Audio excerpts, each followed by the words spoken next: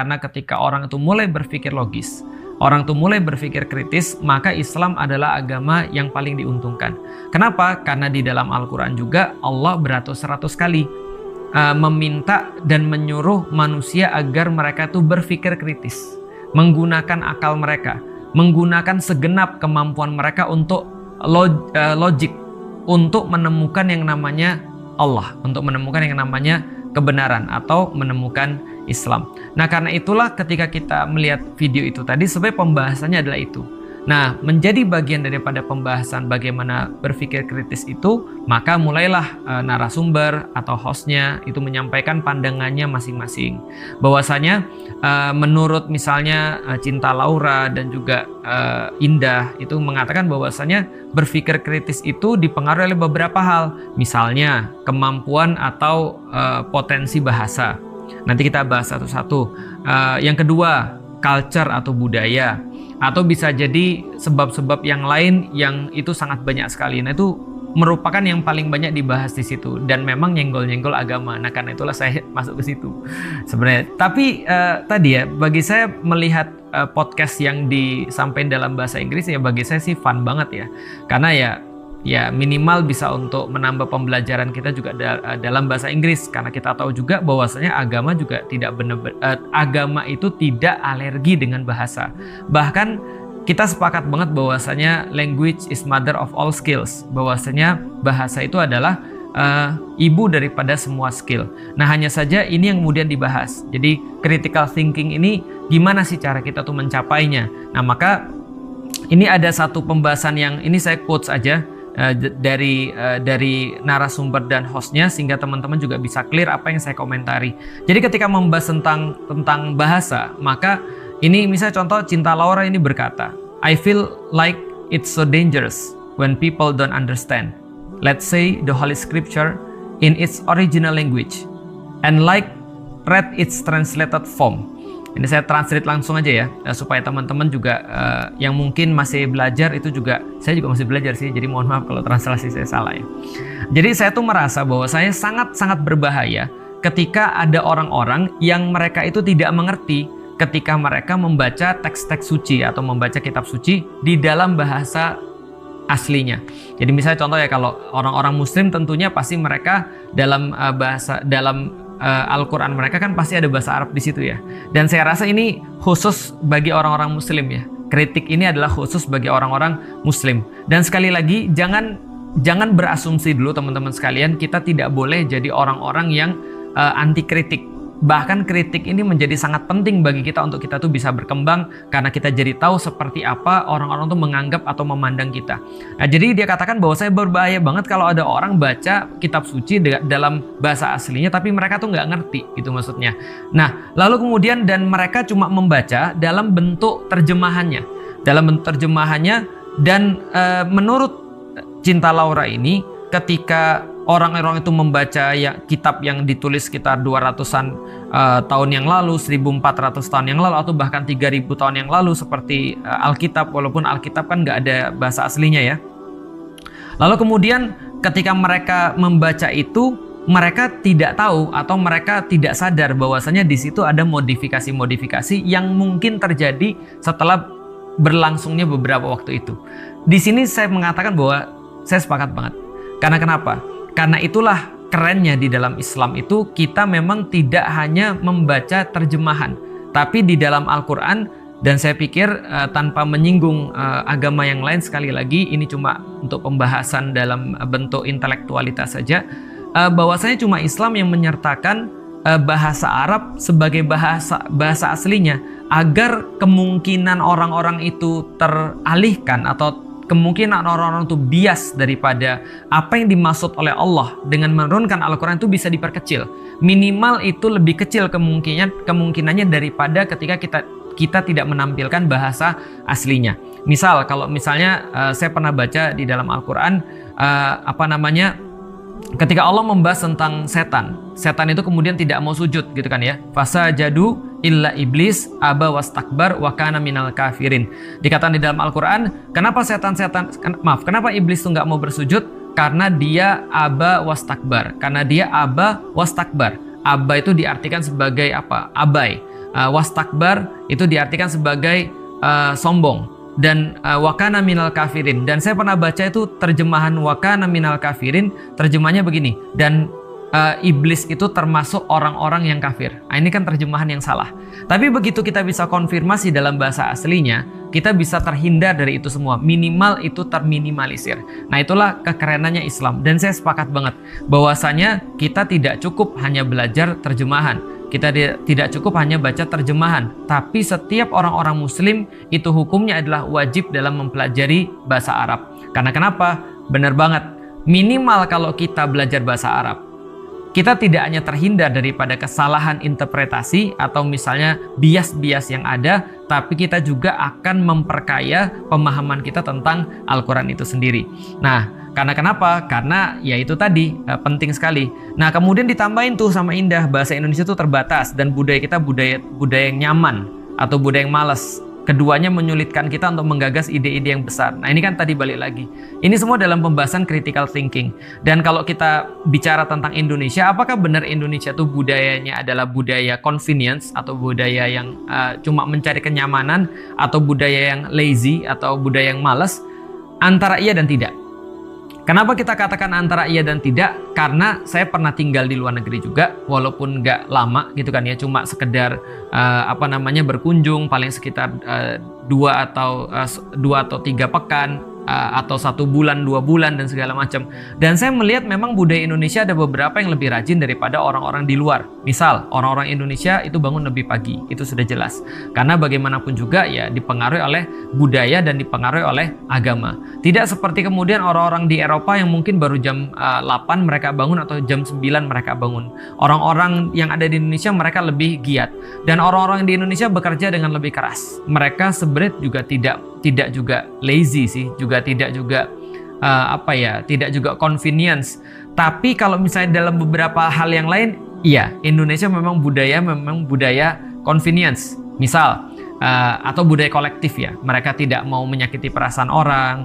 Ada yang namanya budaya jagongan, makan nggak makan asal ngumpul gitu ya, atau apalagi ya segala macam lah budaya convenience. Udah santai aja, itu kan sering kali kita ucapkan dan seterusnya. Jadi ya, dan itu betul juga, dan memang dalam beberapa hal itu mempengaruhi kita untuk menggagas ide-ide besar. Misalnya banyak orang juga yang bilang bahwa kenapa sih orang-orang yang punya 4 musim itu cenderung lebih maju daripada orang-orang yang punya 2 musim? Ya karena orang-orang yang hidup di 4 musim tuh mau nggak mau dia harus punya musim dingin, dan dia harus mau tidak mau, suka tidak suka, dia harus harus menabung, dia harus mempersiapkan. Karena ada 1 musim yang dia itu benar-benar nggak bisa beraktivitas di situ, atau minimal aktivitasnya dikurangi. Minimal kamu harus nyetok nyetok kayu. Kalau kamu nggak nyetok kayu dalam tanda kutip, kamu nggak bisa hangat, kamu bisa mati. Nggak seperti orang-orang Indonesia yang evergreen. Dia bisa nanam kapanpun yang dia mau. Dia nggak ada uang, tinggal pergi ke laut mancing dapat ikan. Ataupun kalau orang-orang Sunda guyonannya adalah ya udahlah tinggal pergi keluar, daun manapun bisa dia makan.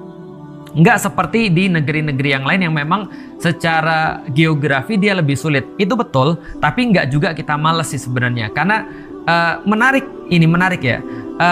Cinta Laura tuh justru nyampein bahwasanya itu nggak satu-satunya yang menjadi sebab gitu maksudnya. Karena ada banyak faktor-faktor yang lain. Itu yang mau saya sampaikan.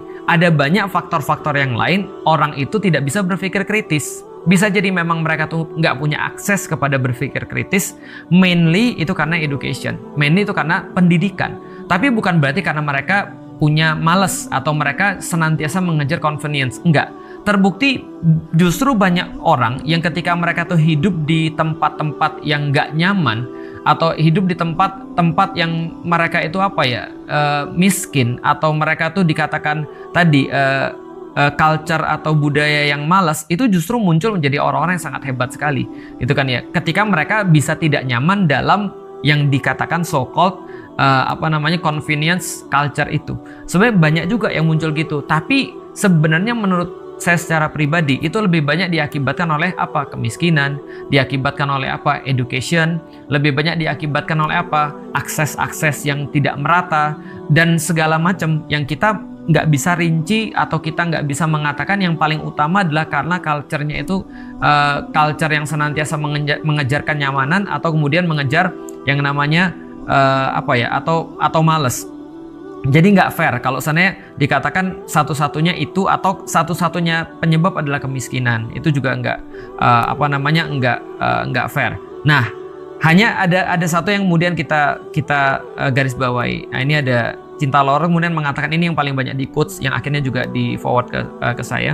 Dikatakan bahwa penyebab utama rendahnya berpikir kritis itu adalah poor educators, atau pendidik-pendidik yang parah, atau pendidik-pendidik yang mereka itu problematik. Kenapa? Nah, ini saya bacain ya. Karena it's about holding onto a certain belief. Karena ini adalah tentang berpegang pada satu keyakinan tertentu. Titik. Yang kemudian membuat orang-orang yang diajari itu mereka tidak berpikir lagi tentang masalah keduniawian. Nah, ini berbicara tentang poor educators-nya adalah siapa? Para pemuka agama.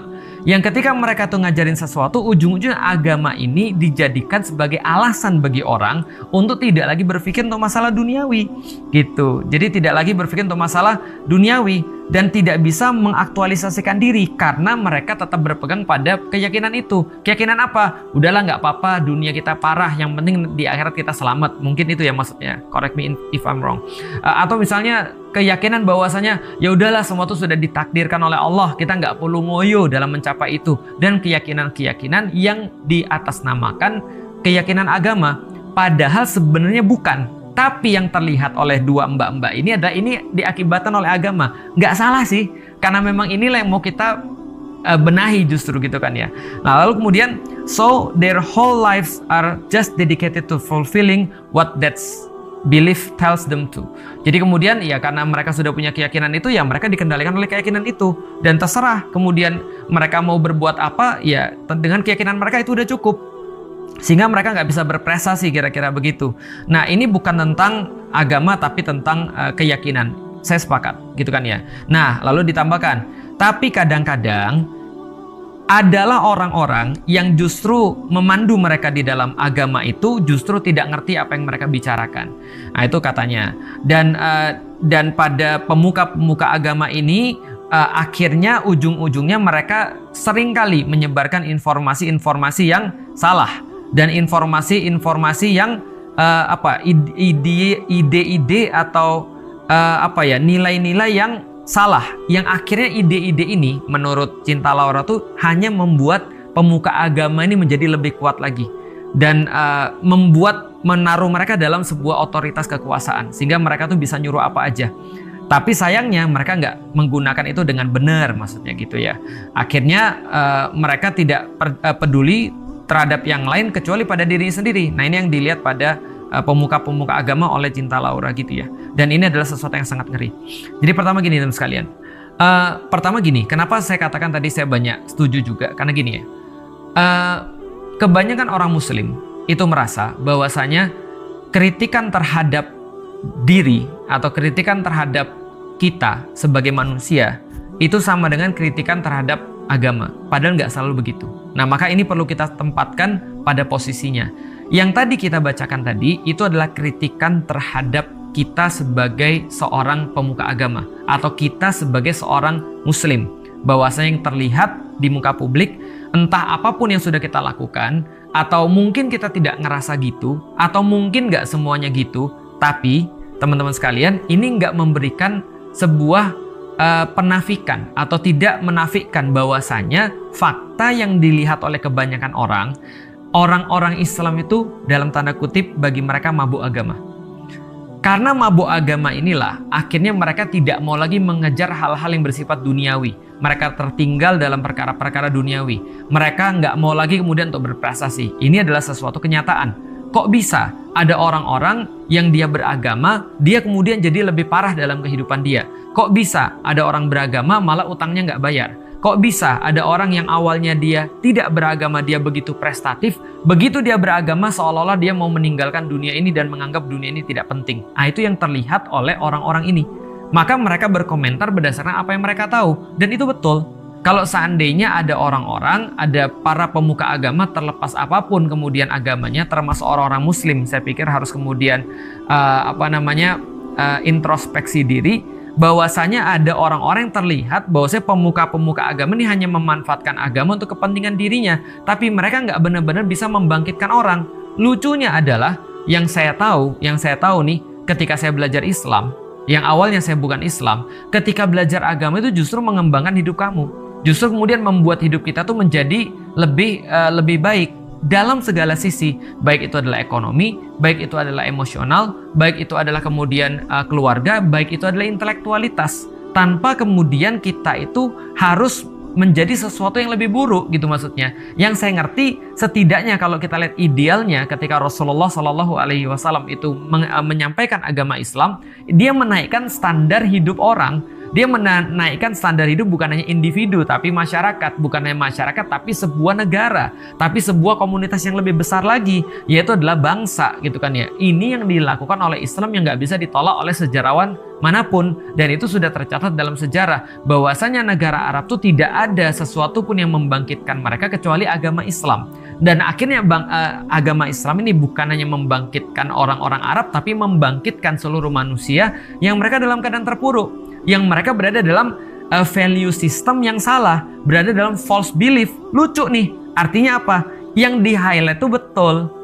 Agama itu harusnya menjadi sebuah sebuah belief yang memajukan, menjadi sebuah value yang mengembangkan manusia, menjadi sebuah sistem yang menaikkan posisi hidup manusia, bukan malah sebaliknya gitu loh. Nah sekarang seolah-olah agama ini cuma jadi kayak obat bius yang membuat orang itu akhirnya tidak mau kerja, yang membuat orang itu bodoh amat tentang kehidupan. Mereka cuma berkata ya udah kita bertawakal aja.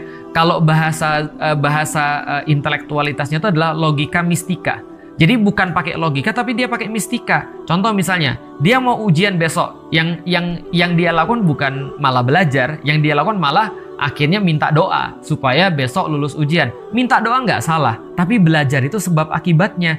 Akhirnya dia menjadi orang apa? Begitu kemudian dia ngelihat ada penyakit, dia berkata, bodoh amat penyakitnya walaupun menular dan banyak yang mati. Yang penting saya tahu bahwasanya Allah yang menghidupkan dan mematikan saya. Tidak mungkin saya mati kecuali karena izin Allah. Tanpa dia berpikir bahwasanya dia sedang bunuh diri ketika dia datang ke tempat orang yang lagi sakit menular. Nah, dia merasa bahwasanya dia mengatasnamakan agama, padahal sebenarnya itu cuma nafsunya aja. Nah, yang pengen saya kasih tahu adalah memang betul, ini introspeksi bagi kita masing-masing. Apapun yang sudah kita lakukan, walaupun saya merasa bahwa saya mendakwakan Islam yang benar-benar tidak bertentangan dengan pandangan-pandangan umum, bahwasanya Islam harusnya menaikkan posisi orang, Islam membuat orang lebih cerdas.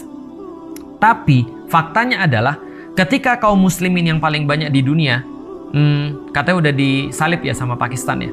Tapi ya taruhlah Islam yang termasuk kaum muslimin yang paling banyak di dunia, atau Pakistan pun yang paling banyak muslimnya di dunia, itu tidak bisa menunjukkan bahwasanya dengan Islam mereka tuh bangkit. Padahal orang-orang di zaman Rasulullah sampai kemudian berapa ratus tahun berikutnya itu bisa menunjukkan bahwasanya dengan Islam mereka tuh bisa bangkit. Itu yang dilihat sama orang. Orang nggak nanya tentang kebersihan akidah kita, berapa banyak kita taat pada syariat Allah. Orang yang di luar Islam atau orang-orang yang mereka itu tidak kenal dengan Islam, mereka melihat hasil gitu loh maksudnya. Nah, dan Islam bukannya tidak punya hasil, Islam punya hasil, cuman sekarang problematik. Nah, jadi itu ya. Jadi artinya itu yang memang kita juga sepakat. Artinya menjadi sebuah introspeksi juga bagi kita. Karena itu bukan menyerang Islam, tapi sebenarnya itu kritik bagi orang yang menyebarkan Islam. Nah, lalu kemudian disampaikan juga bahwasanya budaya Indonesia itu sangat tidak suka pertanyaan atau dipertanyakan. Tidak suka diskusi dan orang yang muncul dalam tanda kutip, orang yang stand out. Sekali lagi benar. Dan itu justru sesuatu yang diametral, bertentangan dengan Islam. Karena kenapa? Justru Islam di dalam Al-Quran, coba kita lihat, banyak sekali pertanyaan-pertanyaan. Banyak sekali Allah tuh memancing kreativitas, Allah memancing critical thinking manusia dengan pertanyaan. Karena kenapa? Ulama-ulama berkata, jika ilmu adalah sebagai tempat-tempat penyimpanan, maka pertanyaan-pertanyaan adalah kuncinya. How to get the right knowledge? By asking the right question. Maka itu tidak salah. Indonesia memang adalah negara yang dalam tanda kutip perlu lebih banyak lagi belajar daripada negeri-negeri yang lain, atau belajar daripada culture yang lain. Karena kita itu culture-nya memang malu nanya. Karena kita tuh culture-nya memang ya, atau nggak suka orang-orang yang nanya terus gitu kan. Nggak suka orang-orang yang berdiskusi, tabu dengan diskusi, seolah-olah semua tidak boleh didiskusikan. Kalau dalam bahasa kita tuh pamali gitu kan ya, nggak mau diskusi, jangan diskusin, pamali. Atau misalnya kalau foto di tengah, yang nomor tiga, yang di tengah pasti mati kalau foto bertiga. Padahal ya yang pinggir emang nggak mati, ya mati juga. Yang foto mati juga. Yang nggak foto mati juga. Nah tapi kan kita nggak mau mendiskusikan. Bahkan ketika kita bilang mati aja orang bilang jangan ngomong mati, nanti mati beneran. Jangan diskusi ini, jangan diskusi itu. Apalagi yang paling sensitif adalah diskusi agama. Itu problematik. Dan by the way, saya mendapatkan agama ya lewat diskusi. Saya mendapatkan agama lewat critical thinking, lewat mempertanyakan segala sesuatu, gitu kan ya. Dan ini adalah sesuatu yang justru inline banget dengan Islam. Artinya, orang Indonesia, kenapa mereka itu tidak suka bertanya atau tidak suka dipertanyakan? Justru karena mereka tidak memahami agama. Tapi kalau mereka memahami agama, justru mereka akan jadi orang yang mungkin akan lebih banyak bertanya ketika mereka tidak tahu tentang sesuatu. Maka termasuk adab yang baik di dalam belajar adalah ketika ada orang yang punya ilmu, maka kita bertanya. Itu termasuk adab yang baik. Tapi tentunya bukan membuat-buat pertanyaan. Karena ada juga memang orang yang datang membuat-buat pertanyaan. Atau kita memang cenderung dalam tanda kutip tidak suka dengan orang-orang yang muncul. By the way, sorry, saya juga punya pengalaman pribadi tentang itu. Karena gini, saya sebagai orang Palembang, teman-teman tahu lah ya, beberapa tahun yang lalu, Cinta Laura juga mungkin cerita bahwasanya dia mengalami sebuah hal yang sangat parah ketika di Indonesia tuh memandang orang-orang yang berbahasa Inggris. Seolah-olah sok jago, sok Inggris, sok luar negeri dan segala macam. Dan orang-orang akhirnya yang ngebully dengan orang-orang yang berbicara bahasa Inggris. Misal ya berapa banyak kita dengar orang-orang ngebully dengan gaya-gaya ngomong seolah Inggris gitu kan ya. Padahal itu adalah sesuatu yang harusnya ya bukan dibully gitu kan ya.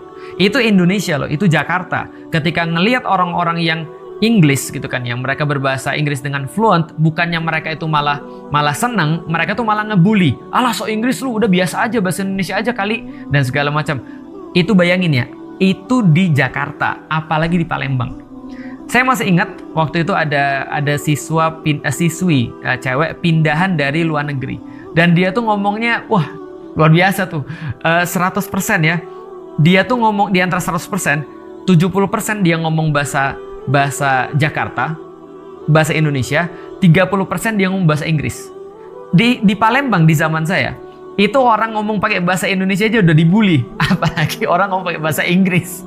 Jadi bayangin lah, Indonesia aja dibully loh. Alah biasa bae, bahasa Palembang bae lah, itu kan ya. Itu di Palembang, artinya orang bahasa Indonesia aja dibully, apalagi bahasa Inggris. Tapi kita perlu tahu, termasuk culture yang salah di Indonesia. Yang jelas ini bukan culture Islam, tapi culture Indonesia adalah mereka senantiasa cenderung untuk dalam tanda kutip ngebully sesuatu yang mereka nggak bisa lakukan. Jadi contoh ya, kalau ada orang nggak bisa bahasa Inggris, ngelihat orang bisa bahasa Inggris, alih-alih dia mau belajar bahasa Inggris, dia ngebully orang yang bahasa Inggris tadi supaya sama kayak dia. Itu kecenderungan. Nggak semua sih, tapi kecenderungannya seperti itu. Atau kalau misalnya ada orang misalnya nggak bisa nyanyi kayak saya, lalu ngelihat orang yang bisa nyanyi, terus kemudian saya ngomongin nyanyi juga nggak buat kamu masuk surga, kayak gitu tuh kira-kira. Jadi kayak nyinyir dengan ya ini jelas sesuatu budaya yang salah, dan betul ini adalah salah satu budaya yang memang tidak sesuai atau sangat kontraproduktif dengan critical thinking, dan itu memang adalah PR bagi kita dan PR bagi pemuka agama juga. Karena kenapa? Saya yakin kalau Islam diinstal dengan baik, malah ini tidak menjadi masalah, karena kita tahu Rasulullah Shallallahu Alaihi Wasallam itu punya seorang katib, punya seorang sekretaris, namanya adalah Zaid bin Sabit, dan Rasulullah menugaskan Zaid untuk belajar bahasa Persia dan belajar bahasa-bahasa yang lain, belajar bahasa Ibrani juga, belajar bahasa-bahasa yang lain juga, yang mungkin pada saat itu adalah bahasa internasional. Dan kita tahu bahwasanya Zaid bin Sabit ini menghatamkan atau menguasai bahasa Persia dalam waktu 7 hari. Ini kan luar biasa ya. Artinya bahasa ini adalah penting sekali. Kenapa? Bagaimana mungkin orang-orang Muslim itu despise bahasa? Karena kenapa? Bahasa itu adalah sesuatu yang menjadi justru mukjizat daripada Al-Quran. Kalau orang nggak mau belajar bahasa, orang nggak akan tahu cita rasa Al-Quran itu seperti apa. Nah, tapi ini ada kritik juga nih, ada sedikit masukan juga. Indah itu ngomong begini. Saya recently baru-baru ini belajar dari seorang teman bahwasanya mengetahui dari seorang teman bahwa ketika menjadi Indonesia, karena Indonesia ini adalah budaya-budaya menghafal dan sangat-sangat strict dalam budaya menghafal ini. Dan kemudian dia nyenggol agama. Misalnya contoh adalah tadi, misalnya contoh menghafal ayat-ayat dalam agama atau menghafal ayat-ayat Quran, itu contohnya. Lah itu adalah sesuatu yang buruk. Walaupun dia katakan I could be so wrong, saya mungkin juga bisa salah. Tapi kemudian Indonesia itu memang suka belajar, suka memorize kata dia. Nah akhirnya kemudian, nah ini yang nggak enaknya. Karena ini saya bacain aja dalam bahasa Inggris ya. And that's why Indonesians are very good when it comes to memorizing. They are very good. This is going to sound so fucking bitchy. They are very good at being told what to do and but they can figure out to do shit for their own selves, right? To their own selves, right? Gitu kan ya. Jadi artinya gini. Karena menghafal inilah, itu kemudian dihubungkan antara seolah-olah Indonesia tuh mudah disuruh-suruh. Karena mereka tuh cuma menghafal. Pertama, saya harus sampaikan dulu bahwa saya menghafal ini bukan sesuatu yang buruk. Kalau seandainya tadi dikatakan bahwasanya ada penelitian, bahwasanya menghafal bahasa asing itu adalah sesuatu yang buruk, yang bisa kemudian decreases IQ atau menurunkan IQ, jangan salah, ada lebih banyak lagi jurnal atau riset yang menyatakan sebaliknya. Justru menghafal ini sebagai pilar yang sangat penting bagi pembelajaran atau bagi education, pendidikan. Karena bagaimanapun juga, menghafal itu bagian daripada pendidikan. Artinya balik lagi, kalau orang Indonesia tadi, kan kebiasaannya ya, kalau dia nggak bisa sesuatu, kadang-kadang dia tuh despising, dia tuh kemudian kayak ngebully, nyinyir. Nah saya berharap Indah nggak kayak gitu. Bahwasanya kalau misalnya dia nggak suka dengan memorizing, ya jangan sampai kemudian mengatakan memorizing juga adalah sesuatu yang buruk gitu maksudnya. Atau mengatakan bahwa sesuatu itu kalau kita misalnya nggak ngerti jangan kita memorize, nggak juga sih. Maka saya secara pribadi lebih sepakat ketika Cinta Laura bilang bahwa saya ya bukan berarti juga kita nggak usah menghafal Quran. Justru menghafal Quran tapi tahu artinya. Karena keren kalau kita bisa tahu arti bahasa Arabnya, karena kita bisa tahu apa maksudnya Allah langsung dari bahasa aslinya. Itu bagus. Kenapa? Justru itu merupakan sebuah cambuk bagi kita. Jangan sampai kita itu cuma ngafalin doang, maksudnya gitu. Tapi mbok ya tahu apa yang dihafal, itu kan bagus. Dan tapi bukan berarti kalau kita nggak ngerti pun tidak boleh menghafal. Nggak apa-apa, karena bisa jadi orang tuh belajar bahasa juga dari menghafal. It works both ways. Kita bisa jadi ngerti artinya dulu, baru kita menghafal. Dan kita juga bisa menghafal dulu, baru ngerti artinya. Dan by the way, teman-teman sekalian, budaya menghafal ini bukan hanya budaya Arab atau budaya Islam. Tapi itu juga budaya Cina, menghafal juga sama. Coba bayangin teman-teman sekalian. Saya sebagai orang Chinese dulu belajar bahasa Chinese. Saya belajar bahasa Mandarin. Saya pas belajar bahasa Mandarin, saya cuma bisa menghafal 200 kosakata saja.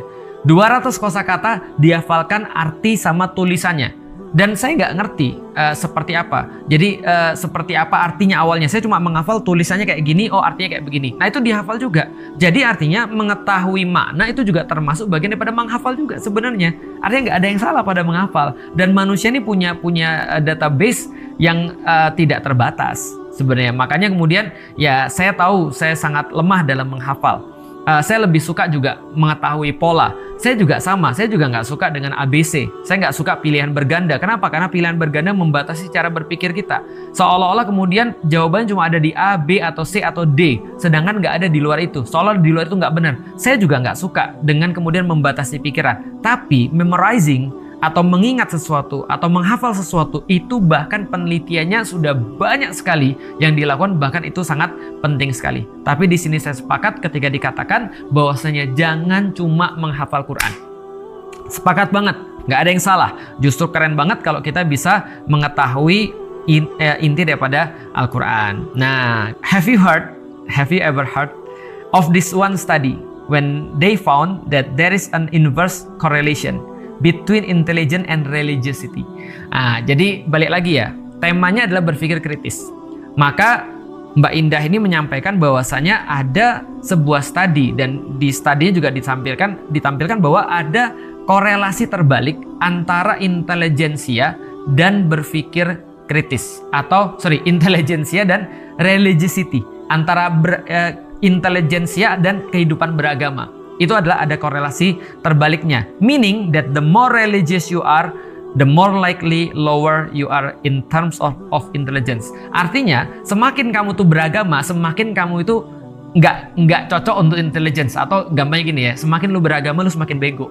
Itu maksudnya. Nah itu, ya oke, sekali lagi. Pertama, saya bisa menjelaskan ini seharian ya. Kalau kata Captain America, I can do this all day. Tapi we don't have all day.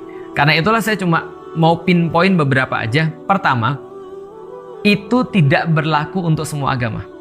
Atau saya setidaknya bisa mengatakan itu mungkin tidak berlaku untuk semua agama. Karena ternyata kalau kita berbicara tentang agama Islam, kita tidak bisa menampik sebuah kenyataan bahwa Islam adalah agama atau penyebab, bisa kita katakan penyebab satu-satunya kebangkitan bangsa Arab dan akhirnya kebangkitan dunia Islam pada saat itu yang didominasi oleh Timur Tengah dan akhirnya mendunia. Dan bisa kita katakan kemanapun Islam disebarkan, dia memberikan sebuah dasar daripada berpikir kritis dan logis. Seperti yang tadi saya sampaikan di awal, kalau andaikan Mbak Indah dan Cinta Laura itu berhasil mengajak orang berpikir kritis, saya sangat berterima kasih. Karena itu adalah sebuah kondisi yang sangat ideal untuk pertumbuhan Islam. Karena itu adalah sebuah kondisi yang paling tepat untuk memperkenalkan Islam. Serius deh, itu setidaknya yang saya tahu selama ini ketika saya belajar tentang Islam. Artinya apa? Mungkin kalau agama-agama lain saya nggak tahu dan saya nggak mau bahas. Tapi justru di dalam Islam, ketika agama itu dijadikan sebagai sebuah dasar dalam kehidupan manusia, maka disitulah kita mengenal Al-Khawarizmi, disitulah kita mengenal Ibnu Sina, disitulah kita mengenal Al-Jazari, disitulah kita mengenal Jabir Ibnu Hayyan, disitulah kita mengenal ilmuwan-ilmuwan yang nggak terbatas, yang bahkan tidak ada satupun orang-orang Barat yang mereka mempelajari itu yang mengatakan bahwa dunia tidak berhutang kepada Islam. Artinya adalah apa? Artinya Islam adalah sebuah way of life. Cara untuk memandang, how to perceive the world. Belief system yang benar yang pada saat itu membangkitkan. Artinya justru yang saya dapat, justru yang saya pelajari, justru yang saya baca dan hasilnya adalah Islam ketika meninggalkan kaum muslimin, mulai mereka berpikir dengan cara mistika. Mulai mereka berpikir tidak logis. Mulai mereka kehilangan critical thinking. Mulai mereka kemudian tadi yang disampaikan, mereka cuma mengikuti tanpa mereka tahu ini benar atau tidak. Mereka cuma ikut-ikutan saja. Mereka cuma hold on to some belief atau latch on to some false belief atau yang lainnya. Ketika Islam cuma diposisikan sebagai agama ritual saja, mulai Islam kehilangan sebuah kemampuan untuk mengarahkan umatnya. Artinya gini, dan itu benar bahwasanya ketika itu ya Cinta Laura juga mengatakan ada banyak variabel yang terlibat, tidak hanya vis-a-vis intelligentsia dan religiosity. Artinya apa? Mungkin ketika itu dikatakan pada sistem yang sekuler, betul, dalam sistem sekuler agama itu cuma jadi beban. Tapi pertanyaannya, apakah di dalam Islam menjadi beban publik atau menjadi beban kehidupan sosial pada saat itu? Jawabannya adalah jauh daripada itu. Bahkan justru ketika Islam dipisah daripada kehidupan publik, disitulah orang-orang muslim kehilangan intinya, kehilangan nyawanya daripada kehidupan, sehingga jadilah mereka seperti yang sekarang kita lihat. Artinya kalau kita berbicara tentang intelligence and religiosity, kalau andaikan itu terjadi pada Barat, yes, no doubt bahwasanya ketika kita melihat peradaban Barat, ketika mereka meninggalkan agama, ketika mereka tidak terlalu religius, mereka bisa habis-habisan di dalam urusan sains, dalam urusan intelijensia. Tapi di dalam Islam tidak mengenal ada perbedaan dan pembedaan, serta tidak mengenal versus antara agama dan sains. Bahkan berkali-kali saya sampaikan, agama dan sains itu tidak menjawab pertanyaan yang sama.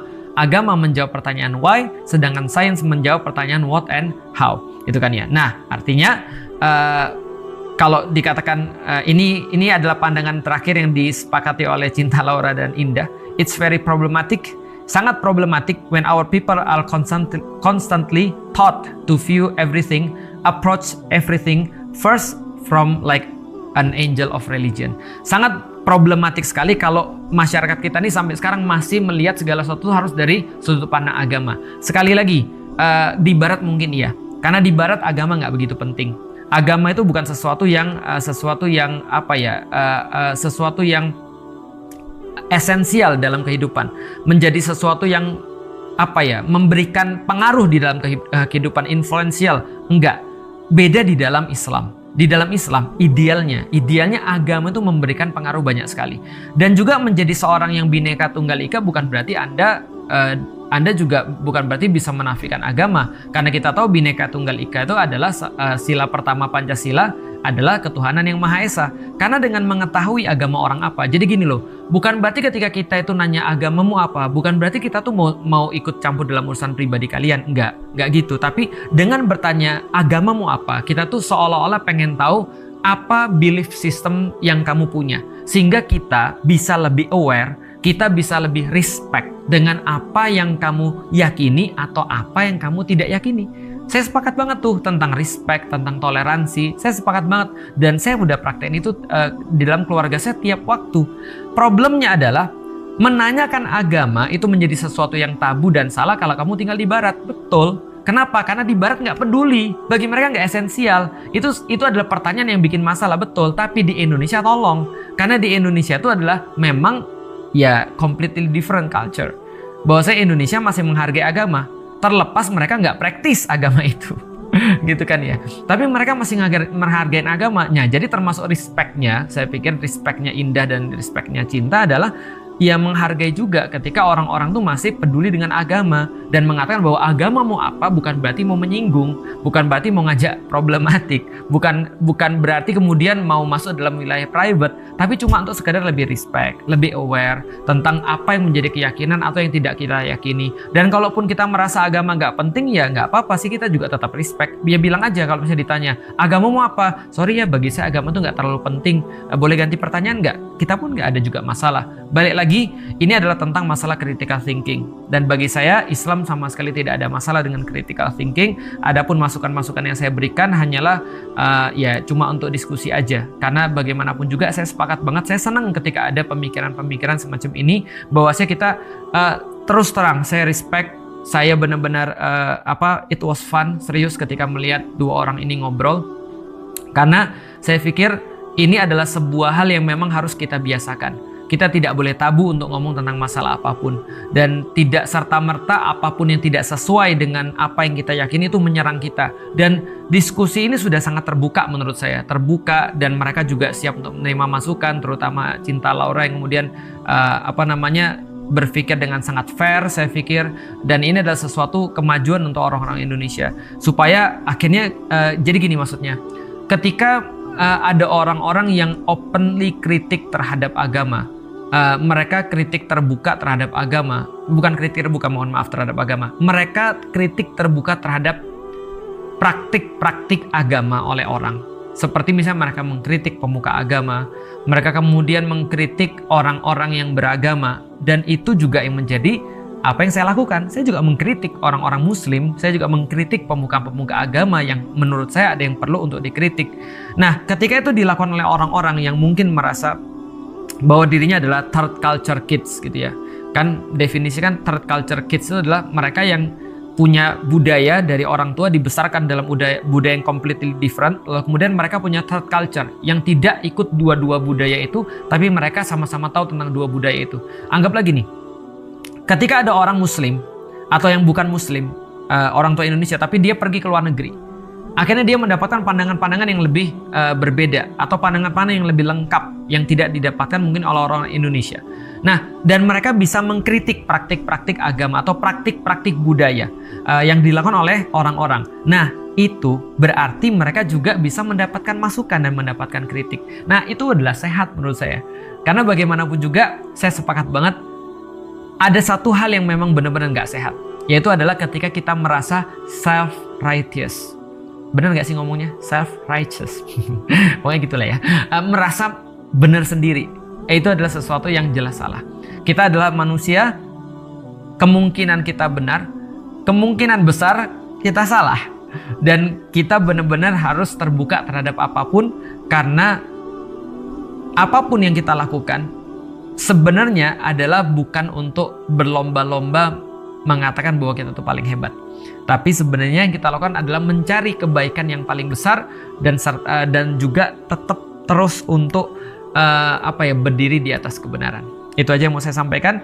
Mudah-mudahan ini tidak difahami dan ditanggapi secara negatif, karena bagaimanapun juga saya respect dan saya berterima kasih ada pemikiran-pemikiran semacam ini. Kalau nggak ada ya saya juga nggak akan bisa nanggepin. Dan bagi teman-teman sekalian, jangan anggap setiap kritik terhadap pemuka-pemuka agama atau kritik terhadap praktek-praktek orang beragama atau kritik terhadap culture atau budaya kita, jangan selalu ditanggapin jelek. Bisa jadi itu adalah sesuatu yang memang perlu kita lihat benar salahnya.